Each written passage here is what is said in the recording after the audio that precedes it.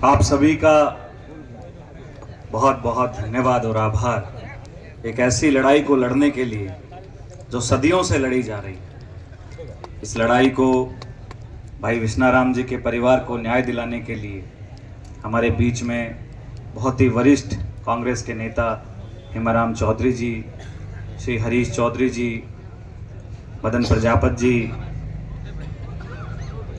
हमारे साथी गोपाराम जी मेघवाल साहब, जयपुर से रवि जी, गोविंद जी, चेतन जी, थान सिंह जी, NSUI के मेरे साथी बबलू जी, ज्ञानुदया जी, जितेंद्र जी, पटेल साहब, सब लोग आप सब पधारे हैं और सबकी एक ही भावना है कि इस भाई को न्याय कैसे मिले।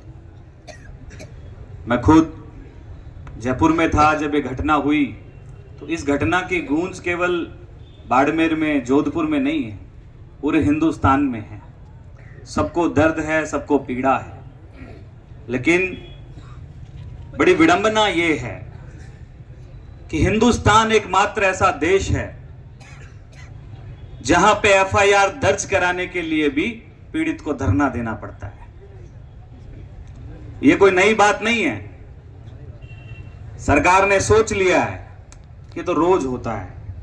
इसका जवाब मैं बताता हूं, सरकार क्यों नहीं आपको पैकेज देना चाहती, क्योंकि सरकार जो वर्तमान में है बीजेपी की, ये धर्म और जाति देख के न्याय करती है।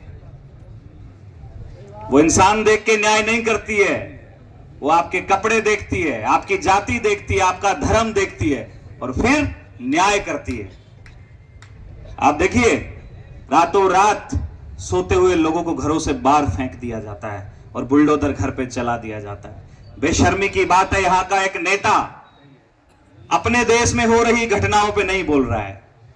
हमें कोई आपत्ति नहीं है, देश चाहे हिंदुस्तान हो चाहे बांग्लादेश हो, अल्पसंख्यकों पे किसी भी प्रकार का कहीं पे भी कोई अत्याचार नहीं होना चाहिए। हम साथ में हैं। बांग्लादेश में जो घटनाएं हो रही हैं, हम विरोध करते हैं। हम ये भी मांग करते हैं कि वहां पे भी न्यायोचित व्यवस्था हो, लेकिन आप अपने देश में देखिए आप क्या कर रहे हो। बेशर्मी की बात है, आप अभी तक यहां नहीं आए हो। ये भी तो हिंदू हैं, आप हमें भी हिंदू ही मानते हैं। क्या इन हिंदुओं में क्यों भेदभाव है? शकल देख के, जाति देख के, वर्ग देख के आप न्याय करोगे? आपको सवाल पूछना चाहिए। वर्तमान की शासन की स्थिति ऐसी है जैसे अंग्रेजों के टाइम चलती थी, ईस्ट इंडिया कंपनी का राज था, और आज भी ऐसा लगता है कि बीजेपी की सरकार जो है, फूट डालो राज करो वाली जो नीति अपना रही है, वो भी अंग्रेजों वाली है। लेकिन याद रखना, उस दौर के नेताओं ने जूत मारे थे, क्रांति लेके आए थे, जनता एकजुट हुई और अंग्रेजों को बाहर खदेड़ दिया। तो आज का व्यक्ति जाग गया है, क्रांतिकारी है। वर्तमान के शासन को, आपके 4 दिन के धरने को याद करके एक बात समझ में आती है। याद रखना मेरे नौजवान साथियों, हमारे वरिष्ठ नेता यहां बैठे हैं, जब असूलों की बात आए तो टकराना जरूरी है, और जिंदा हो तो जिंदा नजर आना जरूरी है।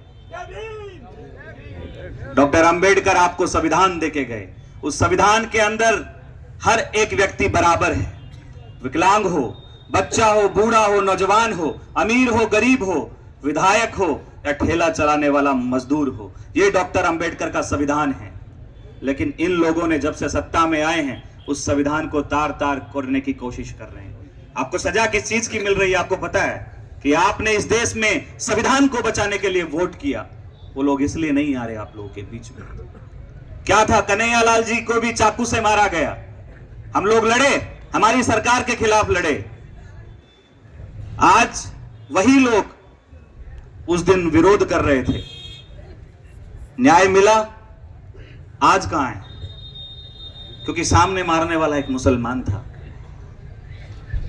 तो भैया, क्रिमिनल की कोई जाति और धर्म नहीं होता है, क्रिमिनल क्रिमिनल होता है। मैं तो चारण समाज के लोगों से भी कहूंगा कि आपको यहां आना चाहिए, इस आंदोलन को समर्थन देना चाहिए, और न्याय की मांग करनी चाहिए, क्योंकि अगर आप क्रिमिनलों को जाति और धर्म में बांटोगे, समुदाय में बांटोगे, तो फिर तो जो बलात्कार करने वाले लोग हैं वो भी तो किसी जाति के होते होंगे, उनके पक्ष में आप खड़ा होना शुरू हो जाओगे तो कहां जाएगी इस देश की कानूनी व्यवस्था, कहां जाएगा इस देश का संविधान और कहां जाएगी इस देश की आत्मा। ये आपको समझने का, विचार करने का समय है। साथियों, बहुत बड़ी विडंबना है। कल आप हजारों की संख्या में इकट्ठे हुए, लेकिन मीडिया में आपको कहीं जगह नहीं मिली। राइजिंग राजस्थान चल रहा है। क्या है राइजिंग राजस्थान? आप घर से जो बेरोजगार नौकरी की मांग करते हैं, आप उनको घर में से उठा के लेके आते हो। किसान आंदोलन करते हैं, आप उनको घर से उठा के लेके आते हो, लेकिन आपसे एक हिस्ट्री सीटर नहीं पकड़ा गया। पुलिस वाले लोग यहां बैठे हैं। कितनी बड़ी नाकामी है कि आपको पता था वो हिस्ट्री सीटर है और इस तरीके की घटना को अंजाम दे सकता है, लेकिन खुलेआम हफ्ता वसूली करता घूम रहा है। आपने उस पर कोई शिकंजा नहीं कसा, क्योंकि आप इंतजार कर रहे थे कोई घटना हो और उस घटना के बाद हम जागृत हो और उसको गिरफ्तार करें। मंत्री जी का कुत्ता आप ढूंढ लाते हो, आपसे क्रिमिनल नहीं पकड़ा गया। कितनी बेशर्मी की बात है, आप सोचना और विचार करना। हमारे देश की पुलिस इतनी कमजोर है, हमारे देश की पुलिस इतनी कमजोर नहीं है, इस देश का शासन इतना कमजोर है।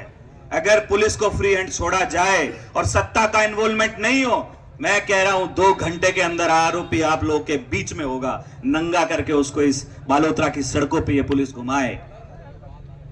लेकिन सरकार के दबाव में काम कर रही है आपकी पुलिस। मतलब इतना बड़ा कोई गिरोह नहीं होगा, उसके कोई आईएसआई से तो संपर्क होंगे नहीं, ना कहीं विदेशों से संपर्क होंगे, वो बालोतरा में आसपास किसी के घर में छुपा बैठा होगा। आप उसको नहीं पकड़ पाते हैं। कितनी बड़ी नाकामी और बेशर्मी है इस देश की कानूनी व्यवस्था पर। एक इतना छोटा सा अपराध बहुत बड़ा है, लेकिन उसकी कोई गैंग नहीं है, तो हमें क्या उम्मीद आप लोगों से कि कल को कोई ऐसी बड़ी घटना हो जाए तो आप हमारा सुरक्षा का ध्यान रखेंगे। लेकिन पूरी पुलिस तो अडानी जी को एयरपोर्ट से लाने और राइजिंग राजस्थान में डिनर कराने में लगी हुई है। डिनर में क्या बन रहा है? सोनू निगम आ रहा है, परफॉर्मेंस दे रहा है, वहां डांस कर रहे हैं।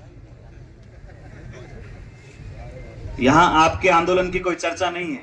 मैं जयपुर जाके आया हूं, यहां जितने मेरे नौजवान साथी हैं, आप कांग्रेस के, गैर कांग्रेसी, सभी 36 कौम के लोग जो बैठे हैं, केवल उनकी सोशल मीडिया पे चर्चा है।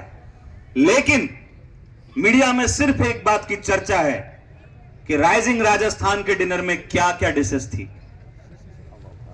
आप देखिए इस देश की मीडिया का स्तर। आपको सोचना पड़ेगा, विचार करना पड़ेगा। जब तक आपकी लड़ाई जीत नहीं जाते, आपको उठना नहीं है। इस चीज का ध्यान रखना, क्योंकि ये एक विश्नाराम की लड़ाई नहीं है। पूरे राजस्थान के अंदर, पूरे हिंदुस्तान के अंदर ऐसी घटनाओं को आम समझा जाने लगा है। जयपुर में मैं एक आंदोलन में बैठा हुआ था। घर से एक बच्ची को उठाया जाता है, उसका रेप किया जाता है और घर के बाहर फेंक दिया जाता है। एफआईआर दर्ज कराने के लिए उसके मां बाप को धरने पर बैठना पड़ता है। इससे ज्यादा बेशर्मी क्या होगी? आप सोच सकते हो। वो बच्ची 5 दिन तक होश में नहीं आती है। डॉक्टर पूरा प्रयास करते हैं कि हम इसको छुट्टी दे दें हॉस्पिटल से, क्योंकि ऊपर से प्रशासन का दबाव था। मौजूदा विधायक के वो मिलने वाले पारिवारिक लोग थे। तो सत्ता को भी इतना घमंड नहीं होना चाहिए, न्यायिक बात होनी चाहिए। साथियों, आज बालोतरा और बाड़मेर, एक वक्त में हम जब सुनते थे कि काला पानी की सजा होती है, लेकिन आज बालोतरा और बाड़मेर अगर किसी चीज से जाना जाता है तो वो शिक्षा व्यवस्था को लेकर जाना जाता है। आपके बच्चे राजस्थान यूनिवर्सिटी से लेकर दिल्ली जेएनयू में पढ़ते हैं, लेकिन जब वो बच्चे पढ़ के आएंगे, लेकिन ऐसे अपराधियों से उनका सामना होगा, तो आप सोचो वो किसी भी घटना को अंजाम दे सकते हैं। आपको चिंता करने की आवश्यकता नहीं है। हम सब लोग मजबूती से एकजुट होकर लड़ेंगे। मैं देख रहा था गोपाराम जी को, आप मजबूती से आगे होकर समाज का नेतृत्व कर रहे हैं। ये 36 समाज के लोग हैं, 36 कौम के लोग हैं। मैं आपको धन्यवाद देता हूं कि आप एकजुट होकर इस भाई को न्याय दिलाने के लिए आए। यह आवश्यक है। सरकारें कोई भी हो, अपराधी कोई भी हो, गुनहगार कोई भी हो, सजा मिलने की जरूरत है। सजा मिलेगी। ऐसे अपराधियों को इन सड़कों पे नंगा करके घुमाया जाएगा तो किसी और की हिम्मत नहीं है। आप सहमत हैं इस बात से? केवल गिरफ्तारी हमारी मांग नहीं होनी चाहिए। गिरफ्तारी तो पुलिस का काम है। अगर हम इस देश के अंदर गिरफ्तारी की भी मांग करेंगे तो फिर कहां हैं हम लोग? कहां खड़े हैं इस देश के 70-75 साल के बाद भी आजादी कि हमारी मांग? मैंने अभी गोपाराम जी से पूछा, मैंने कहा साहब मांगे क्या है? बोले पहली मांग गिरफ्तारी। मैंने कहा ये क्या बात हुई साहब? ये तो कानून का काम है गिरफ्तार करना।